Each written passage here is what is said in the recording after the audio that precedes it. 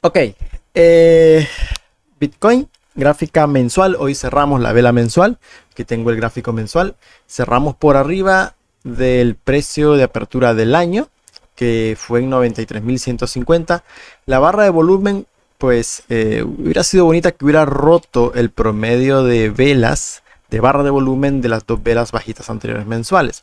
No logramos superar el volumen de estas dos velas, pero aún así nos quedamos pues bastante bien. No es un volumen que podríamos decir que sea malo, de hecho es aceptable, por lo cual podríamos decir de que está probado, ¿no? Ese rebote en mensual está bastante bien y tiene toda la pinta de mantenerse acá, ¿no? Para terminar reventando.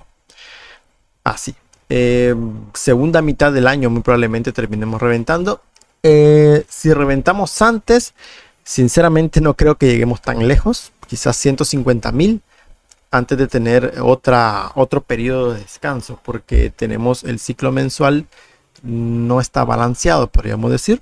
Por lo cual, si romperíamos, iríamos a buscar quizás unos 150.000 en el caso que rompamos los 110, pero no llegaríamos tan largo, o sea, no acercaríamos a esos 180.000, que sería interesante. 200.000 básicamente, ya serían como en dos tramos que tendríamos que hacerlo. De gráfico semanal, este volumen decreciente con un precio, podríamos decir, lateral, es lo que nosotros queremos ver cuando está acumulando. Es un proceso acumulativo, lo que nosotros tenemos aquí en Bitcoin. Y gráfico semanal es en toda regla una pauta plana de continuación alcista. Es lo que hay. Tenemos dos barras, podríamos decir dos movimientos alcistas interesantes con volumen interesante, por lo cual este movimiento sí tiene pinta de que llegue a testear máximos en los próximos días o próximas semanas. Tiene toda la pinta, lo ha hecho muy bien, debo decirles, mejor de lo que yo esperaba en sí, por lo cual podríamos decir de que los retrocesos en velas semanales para Bitcoin, una vela roja semanal, para nosotros podríamos decir que desencadena compras para ir acumulando spot en ese lateral, porque ya lo que podemos ver o lo que Bitcoin nos está demostrando es que ha hecho suelo en torno a los 75.000 básicamente. Ese fue como el punto más bajo. Y va a ser bastante complicado, podríamos decir, de que volvamos a testear precios por debajo de 80.000, a menos de que pase algo inusual, algún evento inusual que haga que haya otra liquidación importante. Aunque Bitcoin está teniendo una demanda muy fuerte por spot. El mapa de liquidaciones del corto plazo, podríamos decir de que tiene más liquidez, hay más incentivo de liquidar la parte alta hasta los 96.400 que la parte baja, por lo cual muy probablemente vamos a tener otro hachazo más para gráfico de 4 horas. Pero bueno, ya vamos a ir ahí. Gráfico diario, tenemos ciclo, podríamos decir un patrón bajista. Lo que yo vería aquí en Bitcoin en gráfico diario es un movimiento así, que vaya poquito a poquito y finalmente haga un movimiento más alcista, como una especie de, pareciese como que estuviese formando una especie de acumulación en ascenso para generar un ataque, podríamos decir, a máximo histórico 105, 107 más o menos en los próximos días para BTC. Esa acumulación en ascenso se daría mientras el ciclo balancea un poco en gráfico diario, por lo cual nosotros nos vamos a gráfico de 4 horas, que se está perdiendo, podríamos decir, el volumen acá, y cada vez que el precio se acerque a niveles de básicamente de los 93.800, 93.500, pues es interesante como para agregar algo, ¿no? Si vemos alguna liquidación importante por alguna noticia como la que salió hoy, PIB negativo que provocó esta velita en Bitcoin, pero es que Bitcoin está teniendo mucha demanda spot, pues otra velita como esa, pues nada chicos, la vamos a comprar sinceramente, porque la información que nos está dando Bitcoin en su gráfico es de bastante poder alcista, ¿no? Los ETFs el día de hoy se van en negativo, aunque falta que reporte BlackRock, por lo cual esto se puede quedar neutral o quizás salga positivo, aunque está complicado que BlackRock le dé vuelta a esto, pero bueno, ya hemos tenido compras de 600, 900 solo por parte de BlackRock, por lo cual pues sí, quizás le dé la vuelta. Vamos a ver si BlackRock en su reporte compró más de lo que se vendió y salimos con el día positivo. Y realmente deberíamos de salir neutral por el comportamiento que tuvo Bitcoin el día de hoy. Dudo mucho que hayamos tenido un día tan negativo. Me parece que BlackRock contrarrestó esto. BlackRock salva el día. Lo vamos a saber ya mañana lunes, porque esto ya se reporta ya al inicio del día de mañana. Por lo cual va a ser interesante qué reportó BlackRock. El día de hoy tuvimos PIB negativo, lo tenemos acá. Sí, salió un PIB malísimo. Se esperaba de que se contrajera desde el 2,4 al 0,2 y entregó PIB negativo. Bien, y esto que todavía faltan el efecto arancelario, podríamos decir, porque esto lleva un retraso.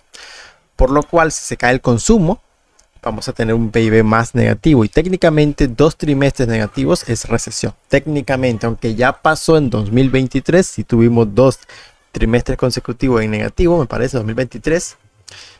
Sin embargo, se la jugaron bien, se la zafaron por otra parte, de que no era tan así, que había que tomar en cuenta otras métricas, pero técnicamente sí, ya salieron 2 PIB negativos en 2023, pero no declararon públicamente que había recesión. Pero esta vez se siente bastante más fuerte, ¿no? También tuvimos el cambio del empleo privado, que es el ADP. En este sentido salió muy mal también, así que se deteriora la data del empleo. Y recuerden de que las tarjetas de créditos en lo que son los intereses están en máximos, y con un desempleo en Estados Unidos pues van a haber fuertes impagos. Entonces eso va a provocar también pérdida de consumo en el país, y eso también golpea mucho la economía doméstica en Estados Unidos. Aquí hablamos de economía real, no de economía financiera, que es otro rollo, ¿no? La economía financiera es diferente, pero la economía real, que es la que golpea verdaderamente nuestras vidas, pues se deteriora cada vez más. Con respecto a la dominancia de Bitcoin, pues había roto, podríamos decir, el lateral a la alza, el que habíamos proyectado el miércoles pasado, si lo recordarán. Nosotros habíamos dejado este lateral el miércoles pasado, estábamos acá, y yo les había proyectado que la dominancia iba a ser un lateral. Perfectamente la hace, rompe el lateral, podríamos decir al alza, y se devuelve con fuerza. En sí esto es positivo para las altcoins, porque si nosotros tenemos un movimiento, podríamos decir, que rompe un rango y se devuelve con fuerza, esto en sí es positivo, porque lo que suele hacer los activos es volver a la parte baja. Y la dominancia obviamente es como otro activo, porque lo que representa simplemente es la capitalización bursátil de Bitcoin, podríamos decir, la capitalización o el margen de capitalización que tiene Bitcoin con respecto al mercado cripto, por lo cual sí se le puede hacer análisis técnico como un activo. Bien, entonces esto es positivo, y podríamos decir de que podemos ir a ver altcoins. Podría ponerse interesante, claro, siempre y cuando Bitcoin suba, porque si Bitcoin llega a corregir un poco, pues también lo van a hacer las altcoins. Ethereum en un perfecto lateral, perfectísimo lateral, sobre la media móvil de 200 periodos, y mientras se mantenga así, pues podríamos decir que es positivo. Gráfico diario, mientras esto se mantenga con un ciclo bajista y por debajo del punto 23, lo mejor que puede hacer Ethereum es que se quede muerto aquí.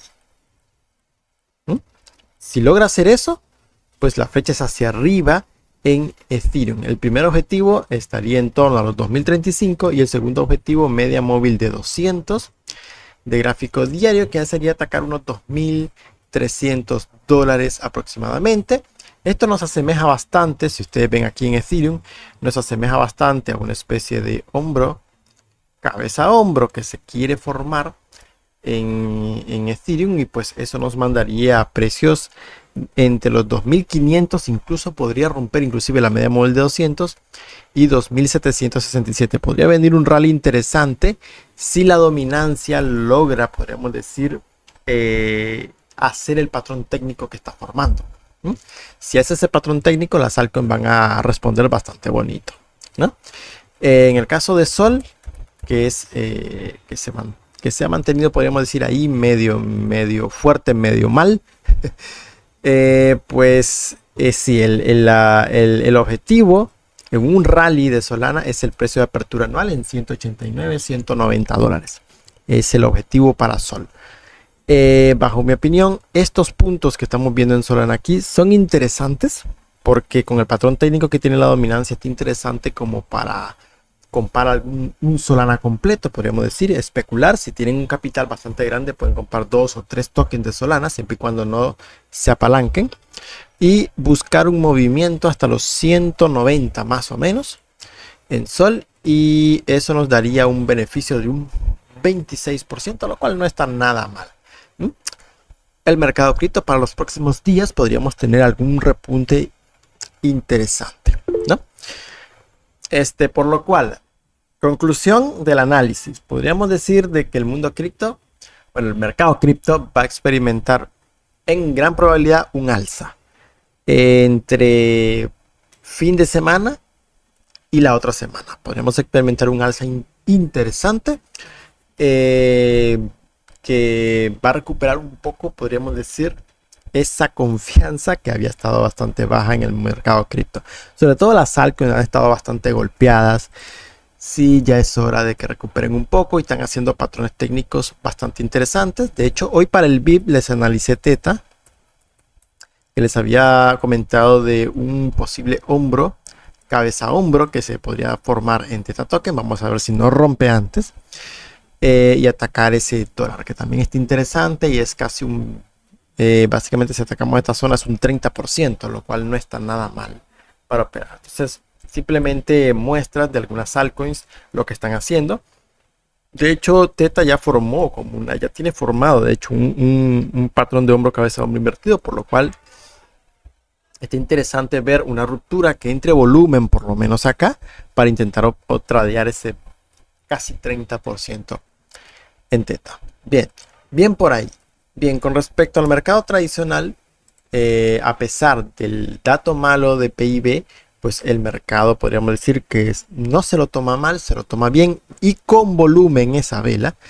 El SP500 también nos recuerda a una especie de patrón de hombro, cabeza, hombro. Y bueno, los mercados no se ven que quieran caer. Se ven que quieren iniciar, podríamos decir, un rally interesante alcista porque los mercados están previendo estímulo para la segunda mitad del año o finales de la primera mitad del año. Están previendo estímulos. Se prevén también bajadas de tipos. El bond market lo está descontando, esas bajadas de tipos, por lo cual el mercado se está anticipando, podríamos decir, a un estímulo. El bond market baja, el bono a 2 años, importante que vuelva a caer al 3,5%. Muy importante, se le daría bastante margen a la Fed para las bajadas de tipos. Y por supuesto el bono a 10 años, que es bastante importante para la salud, podríamos decir, de la parte financiera de Estados Unidos.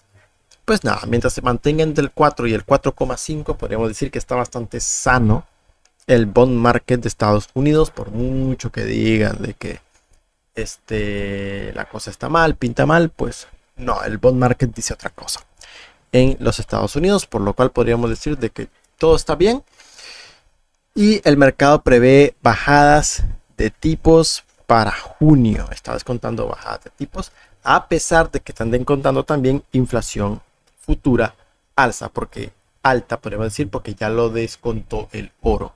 El rally que tuvo el oro estaba descontando una fuerte inflación que se va a venir en Estados Unidos, inflación futura, que es lo que descuenta el oro. Entonces los mercados descuentan alta inflación con bajadas de tipos. ¿Por qué? Porque lo que manda aquí es el mercado de deuda, ¿no? Si tenemos intereses altos por mucho tiempo, podríamos decir, una carga enorme cuando toca refinanciar deuda, porque lo malo del interés es el refinanciamiento de deuda, es lo malo. Si se refinancia a una tasa baja, podríamos decir de que todo bien, porque el mundo vive de refinanciamiento de deuda. Las deudas no se pagan, se financian. Aquí lo que se negocia es el precio al que se financia. Si logras financiarte a tipos bajos o logras financiarte a tipos altos, pero la deuda en sí nunca se paga porque la deuda es la misma, es la liquidez, podemos decir. Deuda es igual a liquidez. Es simple, ¿no?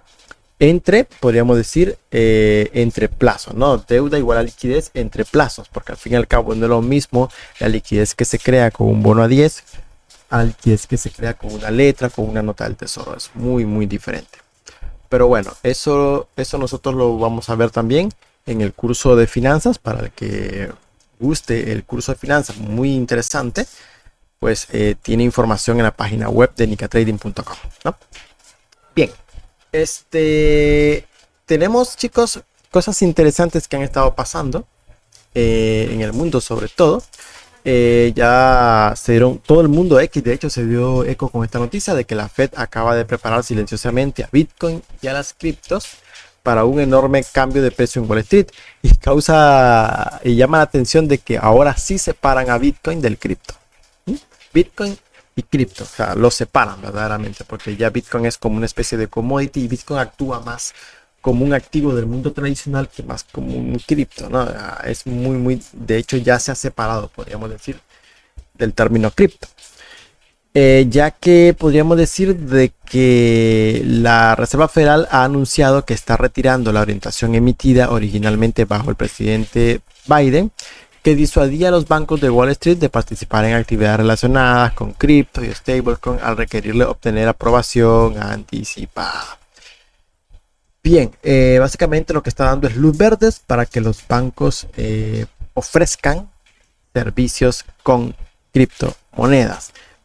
Sobre todo, pues siempre aquí mencionan de que tengan cuidado con la volatilidad y todo este apoyo. Pues va, súper con esto. Pero las restricciones ahora han sido levantadas y los bancos miembros estatales pueden perseguir iniciativas cripto sin aprobación previa, aunque tales actividades seguirán siendo monitoreadas a través de la supervisión estándar, escribieron analistas de Taos Capital en una nota enviada por correo electrónico. Básicamente los bancos tienen luz verde para ofrecer productos de criptomonedas a sus clientes.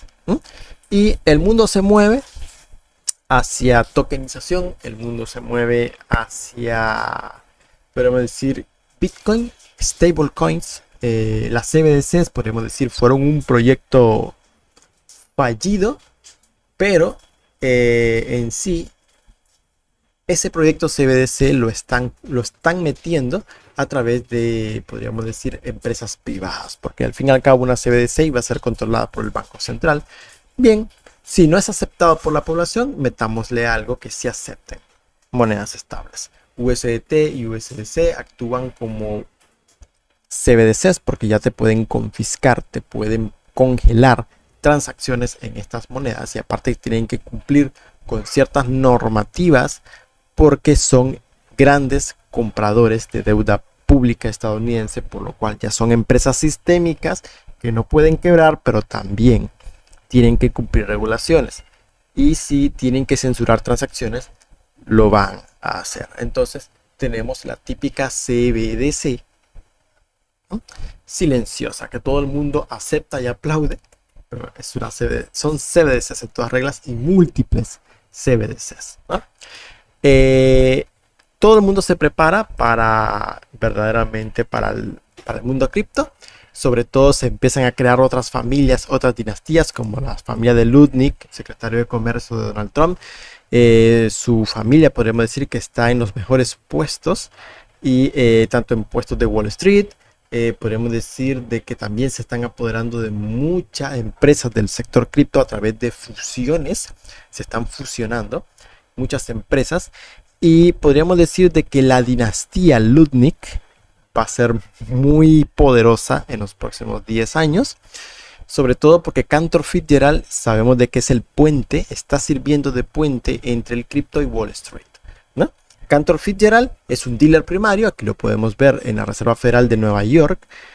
Aquí podemos ver la lista de los primary dealers y Cantor Fitzgerald aparece acá como dealer primario, por lo cual los privilegios que tiene Fitzgerald al ser un dealer primario son enormes.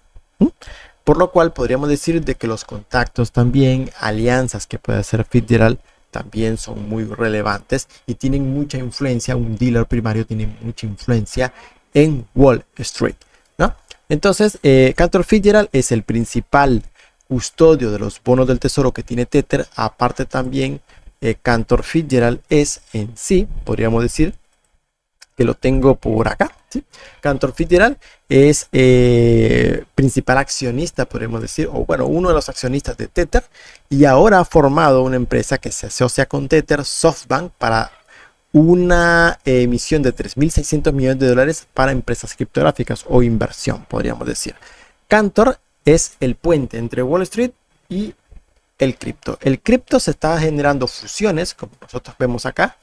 En el sector cripto se están generando muchas fusiones durante la era Trump, porque podemos decir, muchas grandes empresas se están comiendo a las pequeñas. Aquí nosotros podemos ver, por ejemplo, que 21 Capital, una empresa de Bitcoin que planea salir a bolsa mediante una fusión valorada en 3.600 millones de dólares. El vehículo de adquisición especial está dirigido por Brandon Lutnick, ojo, hijo de Howard Lutnick. Este nombre lo van a ver sonar en muchas partes en el cripto. Hasta en la sopa les va a aparecer. Secretario del Comercio de Trump, respaldada por Tether y SoftBank, que es lo que vimos acá. Aquí, Tether y SoftBank, respaldado por acá, Tether y SoftBank.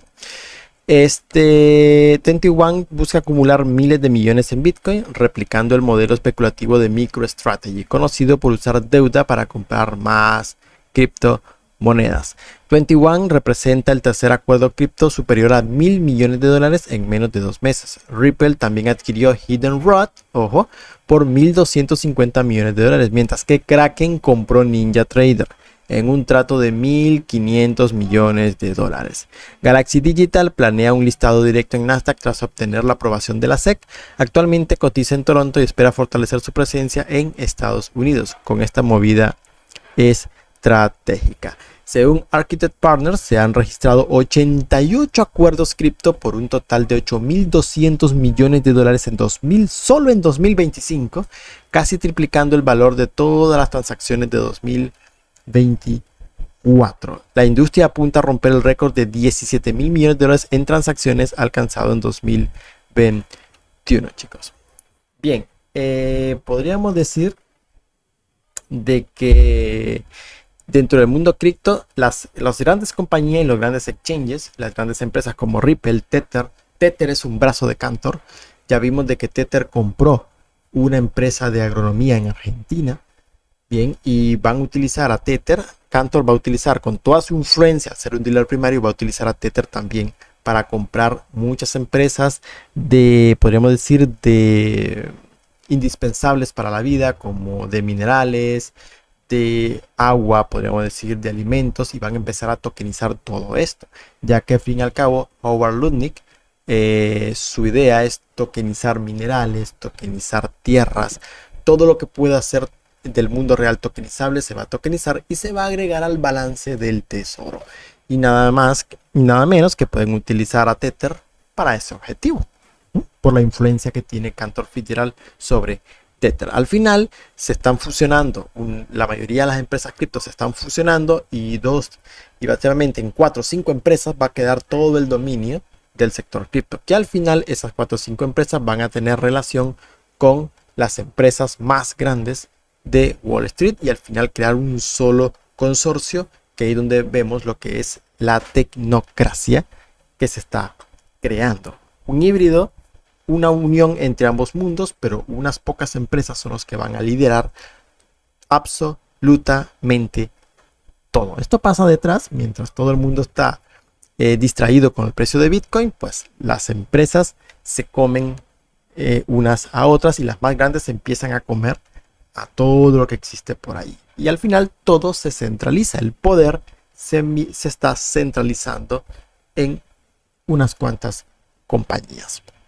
era inevitable verdaderamente, sabíamos que eso iba a pasar, porque al fin y al cabo, para poder evitar algo así y que el sistema se descentralizara en sí, era necesaria una masa crítica, podríamos decir, la mayoría de las personas en el mundo utilizará cripto para, podríamos decir, resguardo de capital, para salirse del sistema, pero básicamente es imposible porque desde las escuelas, podemos decir, escuelas y universidades, no nos enseñan correctamente cómo funciona el dinero, cómo funciona el sistema monetario, por lo cual al final, debido a la inflación, un mundo inflacionario que es en el que vivimos, favorece la especulación. Y al fin y al cabo, si solamente especulamos con la tecnología y no le damos el uso que debemos darle, al final pues los grandes, podríamos decir, utilizan esta tecnología, ven una oportunidad en la que el retail nunca lo ve, solo ve para especular y ganar más dólares, podríamos decirlo, que no está mal. Al fin y al cabo nosotros vivimos en un mundo fiat, pero el acceso a una tecnología que te permite, podríamos decir, salirte del sistema actual de usura, podríamos decir, pues la mayoría de gente no lo ve así. Es bastante complicado y es muy difícil, podríamos decir, luchar contra eso. Así que al final lo que nosotros podemos hacer como ciudadanos que entendemos la tecnología es beneficiarnos de ella, invirtiendo, está bien, o creando emprendimientos con esta tecnología, tokenización, con inteligencia artificial, y vamos, nos vamos pues, a comer el mundo literalmente, ¿no? Bien, por lo cual el poder se centraliza dentro del mundo cripto. Luego la familia de Trump entra en la minería de Bitcoin con nueva empresa American Bitcoin. Eric y Donald Trump Jr. se han asociado con 8 para lanzar una importante empresa de minería de Bitcoin con sede en Estados Unidos. Bien, aquí lo que podemos ver es de que los más poderosos, podemos decir, se están veniendo hacia la tokenización y digitalización, y eso confirma verdaderamente lo que hemos venido conversando acá, ¿no? El gemelo digital que se está creando, Bitcoin reemplaza al oro en la base de la pirámide. Luego tenemos lo que es monedas estables, como reemplazando lo que es el efectivo, son CBDCs privadas. Luego tenemos luego en la parte más alta, nosotros tenemos lo que es Bitbond, que serían bonos respaldados por Bitcoin, que vendrían a reemplazar los bonos tradicionales gubernamentales. Luego tendríamos, podríamos decir, empresas tokenizadas, que vendrían reemplazando, podríamos decir, a los bonos corporativos. Luego tendríamos todo lo que son activos tokenizados, que vendrían reemplazando a toda la titulización bancaria, que es donde entran los MBS, los ABS, los CDO. Todo eso se transforma en activos tokenizados. Luego en la parte más alta ya tendríamos todo lo que son derivados, forward express, y lo que nosotros tendríamos por la parte alta en el gemelo digital, tendríamos todo lo que es DeFi y derivados. Ese es el gemelo digital que se está creando en el mundo. Ya vimos esa pirámide se las mostré hace 2 directos, podemos decir, pueden ir a ver el video pasado, donde les mostré esa pirámide y exactamente lo que están creando. Al fin y al cabo, moverse hacia la minería de Bitcoin es moverse hacia la base sistémica de los próximos 10 años, ¿no? Bien, luego tenemos cripto se muda a Wall Street por medio de las adquisiciones, que es lo que les comentaba, de que las fusiones que están habiendo, todas las fusiones cripto que están habiendo, hace que cripto se mude hacia Wall Street. Muchas empresas que se van a fusionar entre ellas, luego van a sacar solicitud de cotización en bolsa en Wall Street. Aquí podemos ver nosotros, por ejemplo, en esta nota, el presidente Donald Trump generó un entorno regulatorio más amigable que ha dado a las empresas más pistas para explorar nuevas oportunidades más allá de la criptografía. Kraken, un exchange, ¿no?, presentó un hito de 1.5 mil millones de acuerdos el jueves para adquirir la plataforma de negociación de derivados NinjaTrader. La compra es parte de lo que Kraken llama sus ambiciones de clase de activos múltiples, que también incluyen eventualmente ofrecer negociación de acciones. Durante meses, el CEO de Robinhood, Vlad TENEF ha sido hablando de los beneficios de poner activos del mundo real como acciones y bienes inmuebles en la misma tecnología blockchain que sustentan la criptografía. Ojo, ¿no? Esto va a reemplazar a todo lo que son la titulización bancaria. Es lo mismo, es lo que les he estado hablando. Y Coinbase está instalando a la Comisión de Bolsa y Valores a que considere los cambios en las reglas de tokenización. Eso llegaría a más criptoactivos en todos los mercados. Tokenizarlo absolutamente todo. Todo lo que existe en el mundo real, meterlo en una blockchain. Los criptoactivos empujan a los mercados financieros tradicionales o TradFi a los nativos de activos digitales. Podría ser una gran prueba de cuyo poder político puede finalmente ganar. El grupo de trabajo criptográfico SEX organizará su primer evento de mesa redonda más adelante hoy, con un enfoque en qué tipo de activos digitales caen bajo la jurisdicción de la Fed. Bien, al fin y al cabo, el objetivo es tokenizarlo absolutamente todo, y el mismo BlackRock ha comentado lo mismo. Acciones, ETFs, inclusive fondos de pensiones se van a tokenizar en la blockchain. Ojo, porque esto avanza y a pasos muy agigantados. Binance se va a convertir en un banco cripto. Al fin y al cabo, los grandes exchanges como Binance, Coinbase, Kraken van a solicitar licencias bancarias más adelante. Sobre todo ya Coinbase es el primero que se está moviendo en eso, obviamente, porque sé que tiene contacto directo con las grandes tecnológicas. Podemos decir un monstruo financiero. Está Brian Armstrong ahí, que tiene contacto con Peter Thiel y toda esta gente, Elon Musk, verdaderamente Sam Altman, todos estos son un mismo grupo de tecnócratas, por lo cual es normal que Coinbase inicie con la iniciativa, ¿no?, de una licencia bancaria. Kraken también ha mencionado pedir licencias bancarias o solicitar licencias bancarias en Estados Unidos. Binance, en este sentido, podríamos decir que se puede convertir como una especie de fondo cripto, porque al fin y al cabo Binance podríamos decir que siempre ha estado metido como bastante polémica, así que al fin y al cabo Binance puede ser un actor que podría en este caso convertirse en una especie de fondo, como fondo de inversión tokenizado, y podría meterse sin duda a apoyar apoyar proyectos de tokenización, convertirse como una especie de fondo que apoya la tokenización, por lo cual también podríamos decir que es un actor bastante relevante. Los exchanges en sí, solo los más grandes son los que van a quedar al final. Y podríamos decir de que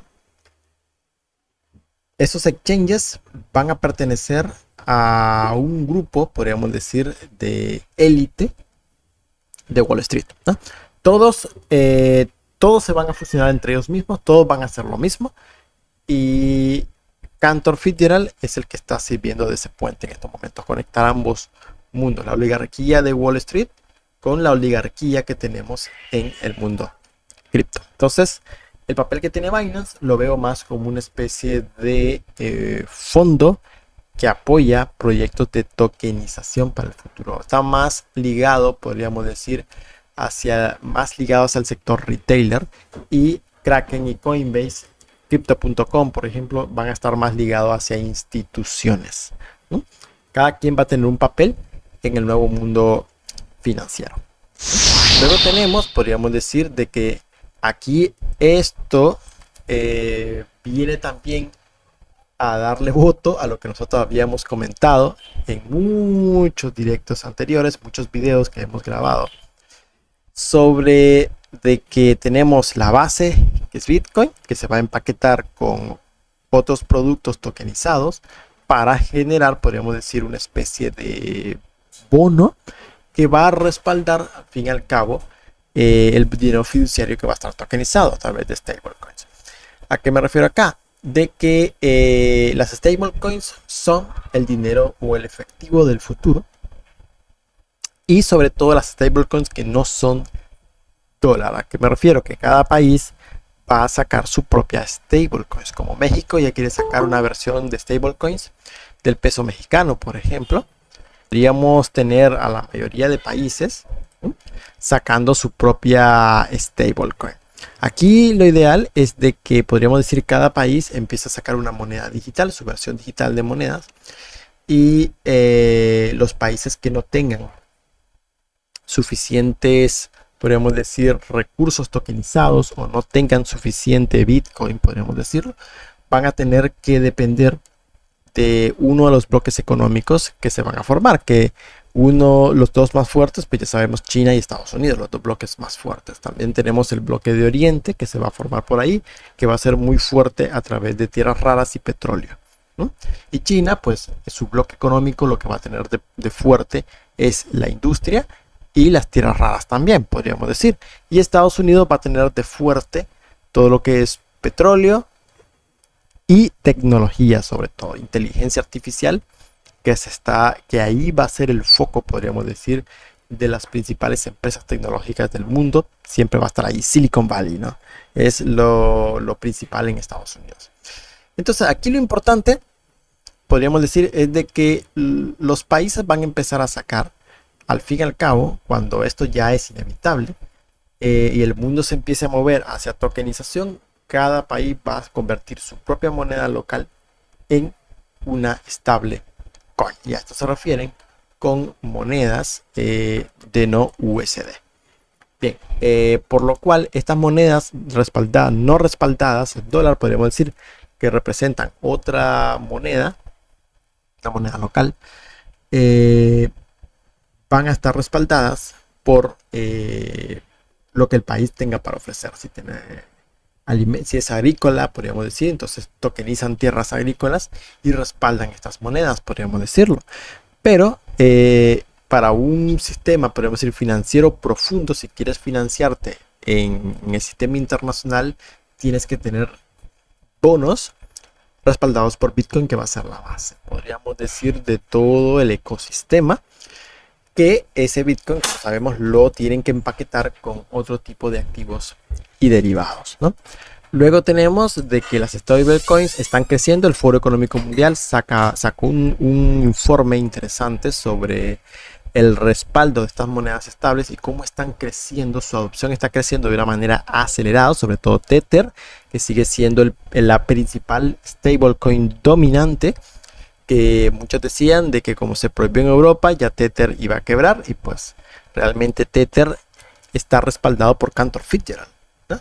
Es un dealer primario y es el sexto comprador más grande de deuda pública estadounidense, por lo cual no puede quebrar. Y si hay indicios de que la empresa tambalea o quiere quebrar, la Reserva Federal tiene que entrar a rescatarla, porque la cantidad de deuda pública que tiene en su balance ya es sistémico, por lo cual es una empresa que no puede quedar, es un GSIP en sí.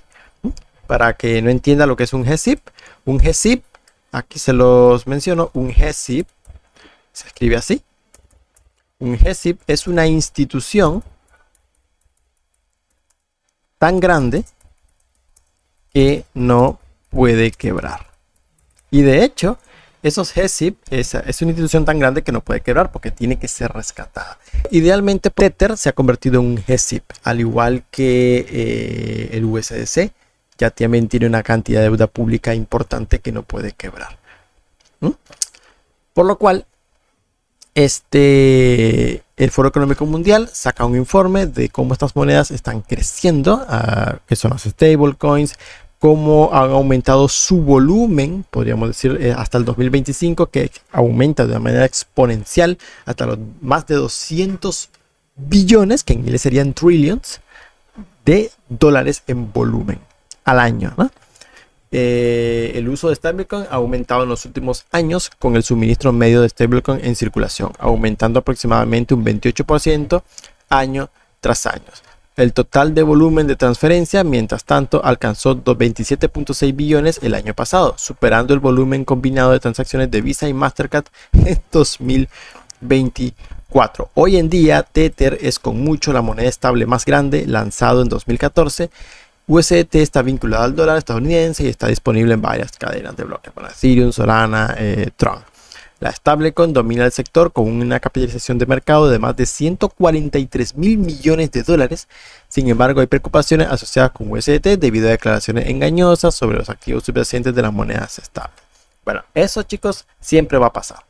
Sean empresas cripto o no, siempre va a haber ciertos puntos opacos, porque aunque digamos que la blockchain se va a usar para todo, no, la blockchain se va a usar únicamente para compensar y liquidar en el sistema financiero, pero no se va a utilizar para ver los balances de una empresa. Obviamente nadie, ninguna empresa de este tipo va a querer poner, podríamos decir, todos sus movimientos en una blockchain. Eso es absurdo, no lo van a hacer. Así que podemos decir de que lo opaco siempre va a estar, pero al menos en lo que son transacciones, el sistema se va a hacer mucho más eficiente. Y así ahí vamos, podríamos decir. Y la siguiente moneda estable más grande es USDC, que fue creada por Circle, que tiene el respaldo de BlackRock y tiene una capitalización de mercado de más de 58 mil millones de dólares. Qué interesante todas las listas. En primer lugar está JP Morgan, que es la entidad más grande, podríamos decir, que no puede quebrar. Y curiosamente JP Morgan fue el que más compró bancos regionales durante la crisis de 2023. Y es el principal GSIB en el mundo. Ojo ahí, curioso, ¿no? Cosas curiosas. Por lo cual podríamos ver, chicos, de que el mundo se dirige hacia allá. ¿Cómo van a tokenizarlo todo? Pues básicamente van a empezar, podríamos decir, tokenizando el dinero, que ya lo están haciendo. Luego van a tokenizar minerales. Estados Unidos ya comenzó. Howard Lutnick lidera eso. La tokenización de minerales. Y Europa, ojo, Europa, en el Foro Económico Mundial se habló de tokenizar la naturaleza, de tokenizar el agua, ojo ahí. Entonces, básicamente van a empezar a tokenizar los recursos naturales. Y la Agenda 2030, que ahora es mucho más adelante, la hicieron ahora hasta el 2045, avanza y avanza fuertemente, ¿no? Al fin y al cabo, todo lo que nosotros veamos en la naturaleza al final va a estar metido en una base de datos y va a estar agregado por el gobierno, por lo cual podríamos decirlo que se están expropiando o se están apropiando de los recursos y activos reales. El problema es que la mayoría no se da cuenta de esto porque también podríamos decir que las noticias sobre el mundo cripto, sobre el precio de Bitcoin, sobre la guerra arancelaria, el que no está metido en cripto está metido con la guerra arancelaria, y el que no está metido con la guerra arancelaria ni con cripto está metido en el apagón, de que ahora viene para Latinoamérica el apagón. Entonces de esa forma te mantienen tan distraído con aranceles, que con la guerra mediática, que con el apagón ahora, que sale alguna otra pandemia por ahí. Luego los que están metidos en el cripto, que si la Reserva Federal hace QE, que cuándo va a ser QE, de que cuándo va a hablar Powell, de que el empleo se cae, entonces vale, puede haber una corrección. Entonces están tan distraídos, y el foco principal en donde deberíamos estar viendo esto es hacia dónde se está moviendo el mundo. Hay muchas cosas que están pasando, sobre todo en el avance de la IA, que también pueden volverse bastante peligrosas. El avance de la IA, así como también la centralización de todo el mundo cripto, que todas las empresas más grandes están comprando las empresas más pequeñas y el poder se está concentrando en un núcleo muy pequeño, ¿no? Y se están apoderando también de todo el Bitcoin, porque el Bitcoin es finito, ¿no? Por lo cual la gente anda dispersa, la población anda dispersa, y ellos pueden hacer, podríamos decir, ejecutar el plan, así se llama, ¿no? Ejecutamos el plan. Luego también te distraen también con la noticia de que si el dólar ya va a dejar de ser la moneda hegemónica, de que se perdió la confianza con Estados Unidos. Y pues nada, realmente el DXY siempre ha tenido caídas, chicos, siempre ha tenido grandes caídas, siempre ha tenido también picos de fortaleza. Y esta caída del DXY no significa absolutamente nada.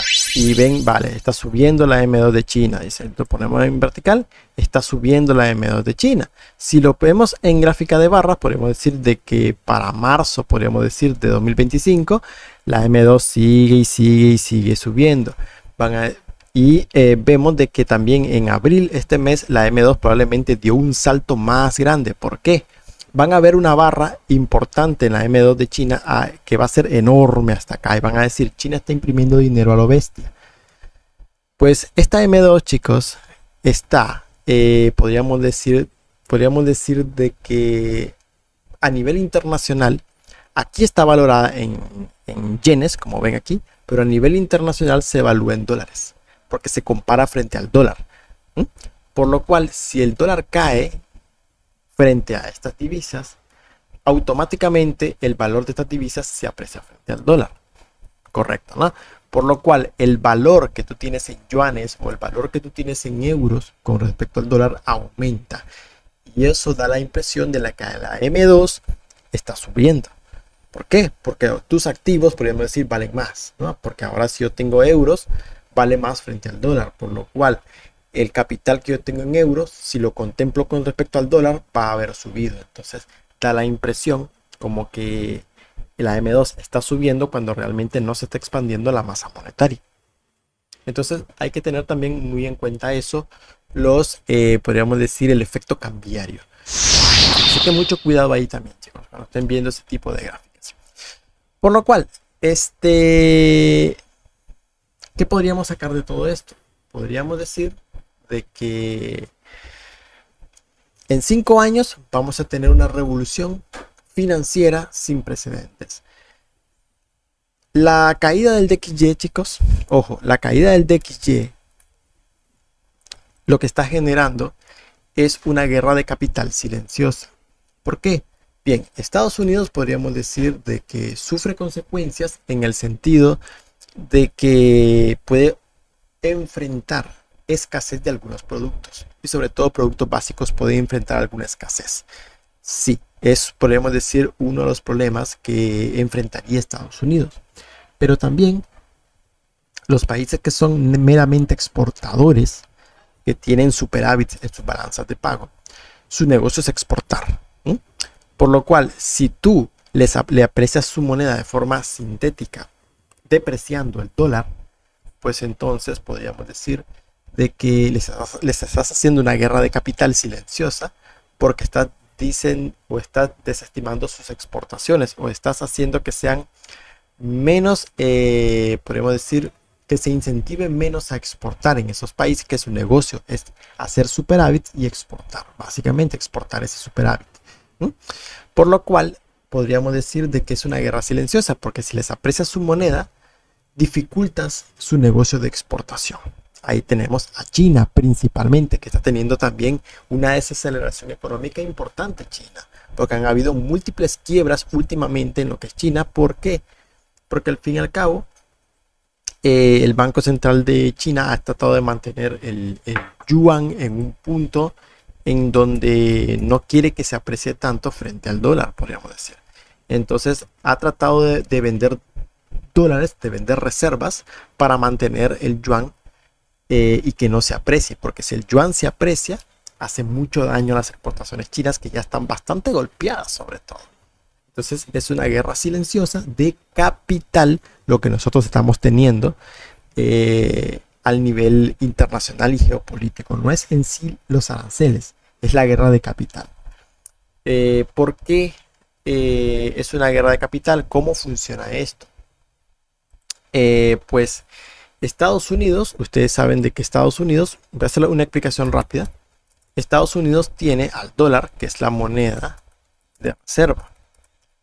Bien, para que Estados Unidos pueda mantener la moneda de reserva mundial, tiene que generar déficit fiscal y tiene que generar déficit comercial. ¿Por qué déficit fiscal? Bueno, porque Estados Unidos tiene que entregar los colaterales al mundo, ¿no?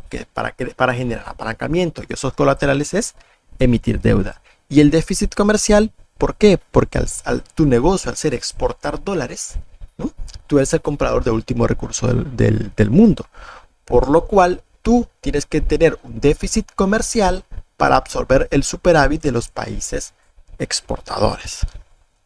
Bien, eso te da a ti, podríamos decir, el círculo cerrado para que tú tengas la moneda de reserva mundial, incurriendo en déficits fiscales y déficits comerciales, con el privilegio de que tú decides, el que tiene la moneda de reserva mundial, decide hacia dónde va el capital, porque tienes el monopolio de la divisa de reserva mundial.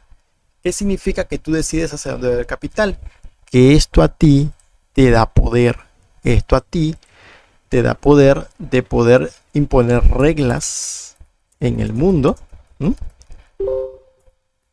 Te da poder también sobre ser, podríamos decir, el policía del mundo, como le llaman, policía. Eso a ti te da el poder mundial, podríamos decir. A costa de tener déficits fiscales y comerciales, Estados Unidos tiene el poder de imponer reglas en el mundo. ¿Por qué? Porque si yo decido hacia dónde va el capital y yo te digo a ti, a otro país, te digo, no te corto el suministro de dólares, tu país va a entrar en una recesión salvaje, ¿no?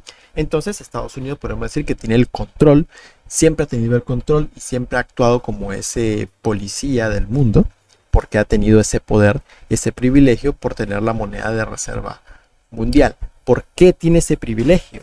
Porque al fin y al cabo en Estados Unidos no hay controles de capital, por lo cual, como si lo hay en China, por ejemplo, hay controles de capital. Las empresas privadas son meramente privadas y de hecho dominan sobre el gobierno, mientras que en China el gobierno domina sobre la empresa privada. Entonces, podríamos decir que el clima comercial y financiero de Estados Unidos es un monstruo y por eso se ha decidido que él sea el país, podemos decir, base y que tenga la moneda de reserva mundial hasta ahora, ¿no? Porque también esto viene por parte de Estados Unidos intentar hacer este cambio. Bien, por lo cual, ¿qué significa? Bien, los países, podríamos decir, los países que tienen un superávit comercial, por ejemplo, los países que tienen superávit comercial, por ejemplo, como China, por ejemplo, como Europa. Europa tiene déficit fiscal, pero tiene superávit comercial en la mayoría de países. China y Europa, su negocio es exportar, podríamos decir, es tener superávits. Superávits, así. Entonces, su negocio es tener superávits. El negocio de Estados Unidos es tener déficits y exportar dólares. Y el negocio de China y Europa es tener superávits y exportar ese superávits. Bien, para poder exportar ese superávit, podríamos decir, porque el consumo interno, podríamos decir, si tú tienes un mayor consumo interno, entonces no puedes exportar tanto. Si tu negocio es exportar, podríamos decir, entonces tú tienes que exportar ese superávit. Bien, alguien tiene que comprarte ese superávit, podríamos decirle. Entonces, Estados Unidos es el comprador de último recurso. Estados Unidos es el que compra principalmente a China y Europa esos superávits. Por lo cual podríamos decir de que si el dólar se fortalece, significa de que es más atractivo, podríamos decir, para estos países exportar. Claro que sí, es mucho más atractivo. Y Estados Unidos aumenta el déficit fiscal y aumenta el déficit comercial, porque una moneda que se fortalece como el dólar crea, podríamos decir, un clima de encarecimiento de financiación, por lo cual Estados Unidos tiene que emitir más deuda para poder compensar ese endurecimiento de financiación para el eurodólar, porque el dólar se vuelve muy caro. Entonces sus déficits aumentan más y los países que exportan, por lo menos, se benefician aún más. Y eso es un ciclo, pero al fin y al cabo, toda esa deuda que tiene que emitir Estados Unidos, porque el dólar se fortalece, es comprada por estos actores. ¿Por qué? Porque yo le exporto a Estados Unidos, Estados Unidos me da esos dólares, pero esos dólares son un pasivo bancario, son un pasivo estadounidense. Y esos pasivos tienes que cambiarlos por un activo. Y esos activos es la deuda estadounidense como principal activo de reserva. También tenemos acciones estadounidenses. Así podemos ver de que Wall Street ha superado con creces casi 7 veces a la bolsa del mundo. Estados Unidos, como su mercado bursátil, es 7 veces más grande que el mundo. ¿Por qué? Porque todos los países que le exportan a Estados Unidos, a cambio de tener un superávit, podríamos decir, yo te compro también esas acciones. O a cambio de que tú tengas déficits comerciales, yo te compro las acciones de tu mercado. Y también te compro tu deuda.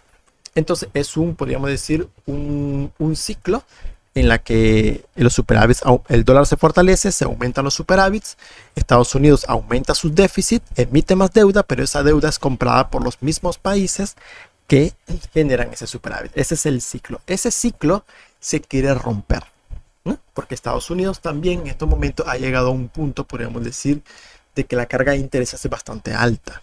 Y la inflación que se está creando no permite que, por ejemplo, el bono a 10 años, pues, si te financias por la parte larga de la curva, el piso es 4%, por lo cual sigue siendo un interés muy alto para financiar la cantidad de déficit que tiene Estados Unidos. Por eso es que se está creando, podríamos decir, un cambio monetario, y Estados Unidos lo que hace es, para destruir este ciclo, es bajar el dólar. Si tú hundes el dólar, aumentan las monedas de estas economías, sobre todo el euro se ha apreciado mucho. China está incurriendo en vender reservas para evitar que su moneda se aprecie, pero ¿por cuánto tiempo? ¿Cuánto tiempo va a poder hacer China eso? Bien, entonces si las monedas se fortalecen, estas exportaciones disminuyen hacia Estados Unidos. Entonces podríamos decir de que el ciclo se quiebra ahí. Y entonces empezamos a tener una guerra de capital monstruosa en el mundo, en donde yo te cierro las puertas a exportación, pero Estados Unidos te dice, te cierro las puertas a la moneda de reserva mundial. Y hasta el momento, podríamos decir, el sistema no ha encontrado una alternativa al dólar. Se está creando. Estados Unidos va, podemos decir, a generar un acuerdo, o va a forzar un acuerdo como el Acuerdo Plaza o como un nuevo Bretton Woods, en donde va a imponer la tokenización como moneda base, podríamos decirlo. Pero para eso la familia de Trump se está moviendo a la minería, Howard Looney creando un imperio familiar, podríamos decir, sirviendo de puente entre Wall Street y el mundo cripto. Ven cómo se van moviendo las cosas, ¿no? Se van moviendo. Estados Unidos empieza a crear un clima favorable para que las empresas cripto vayan allá, porque ese es el futuro monetario. Entonces, al fin y al cabo, lo que está teniendo Estados Unidos es una guerra silenciosa de capital, pero ante el público tú tienes una guerra arancelaria. ¿Cómo va a afectar al público? Escasez. Sí, va a haber escasez de productos, de bienes básicos, va a haber escasez. Y a nivel financiero vamos a tener una bolsa en máximos y cada vez más turbulencia. Pero esta turbulencia va a causar volatilidad en el mercado accionario, y en el mercado cripto, sobre todo Bitcoin, se va a empezar a beneficiar mucho de un clima geopolítico inestable. Se va a empezar a beneficiar muchísimo, el oro también. Y al fin y al cabo, lo que vamos a tener al cabo de 2 a 3 años es un evento nexo, como una recesión brutal tipo 29, tipo 1929. Vamos a tener una recesión bastante fuerte que va a preceder un nuevo acuerdo Mar-a-Lagos. En este caso podría ser acuerdo Mar-a-Lagos, un nuevo Bretton Woods, en donde se va a imponer las nuevas bases del sistema monetario. Entonces esto funciona, podríamos decir, con la globalización. Al romperse la globalización y dividir el mundo en bloques, la moneda del dólar ya no puede ser reserva, porque si el mundo se divide en bloques, tú no puedes confiar en la moneda de un bloque económico, no confías entre ellos. Bien, entonces al final, entonces ¿qué se genera ahí? Se necesita una moneda neutral, y esa moneda neutral es Bitcoin. Y por eso Estados Unidos se está moviendo hacia allá. Eso ya lo habíamos explicado, pero aquí se los explico un poco más cómo funciona con el déficit comercial de Estados Unidos y los superávit. Entonces, básicamente, el superávit de China y Europa es el déficit de Estados Unidos. Así de simple, porque es el comprador neto de último recurso del mundo, así como también Inglaterra, Reino Unido, sobre todo, ¿no? Inglaterra, Reino Unido y Canadá también son, podríamos decir, los países que absorben el superávit de China, Europa, básicamente absorben todo ese superávit, pero Estados Unidos es el principal, porque es el que tiene la moneda de reserva y es el comprador neto mundial, así de simple. Entonces, ese loop que les estoy mostrando aquí es el que se está quebrando, ¿no? En donde Estados Unidos aumenta su déficit comercial, emite más deuda, pero esa deuda es comprada por estos países que tenemos acá y por instituciones de banca en la sombra, porque se utilizan como colateral, por lo cual la emisión de deuda de Estados Unidos siempre va a encontrar compradores hasta ahora.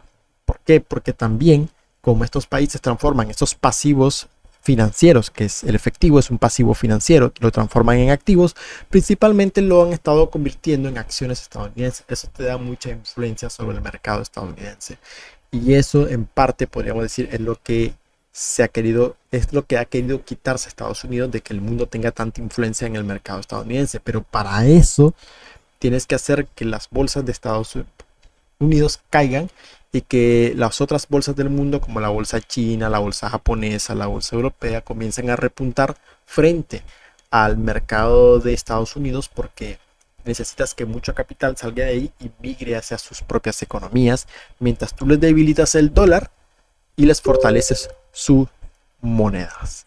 ¿Mm? Y generas una guerra, podemos decir, de capital silenciosa, mientras formas las bases de un nuevo sistema financiero. Eso es lo que se está creando. Esa es la guerra en sí, es la pura guerra, que es de capital puro.